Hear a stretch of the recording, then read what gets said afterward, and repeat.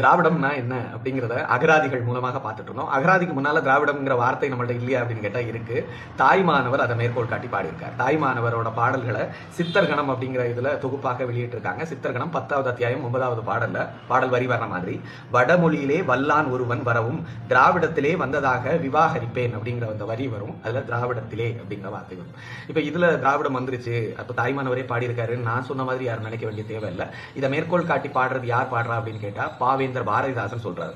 திராவிடம் தமிழ் இல்லைன்னு சொல்ற முட்டாள்களுக்கு பாவேந்தர் காட்டுற வரி அப்படின்னா, தாயுமானவர் திராவிடத்தை தமிழ் தான் பாடியிருக்காரு, அவர் என்ன வேற மொழியா பாடினாரு அப்படின்னு சொல்லிட்டு பாவேந்தர் பாரதிதாசன் பாடின ஒரு பாடல் குறிப்பில இருந்து யார் எடுத்து காட்டுறாருன்னா, திராவிட மொழி ஞாயிறு தேவநேய பாவாணர் ஆக பெரும் தமிழறிஞர் அவர் அவரோட தமிழ் இலக்கிய வரலாறு அப்படிங்கிற புத்தகத்துல பக்கம் 296 இந்த பாடலை பாரதிதாசன் மேற்கோள் காட்டி திராவிடத்தை தமிழ் தான் சொல்றாருன்னு சொல்லி எழுதுறாரு. சோ இதுலயும் உறுதியாகுது, திராவிடம் அப்படின்னா தமிழ் தான் திராவிடம்.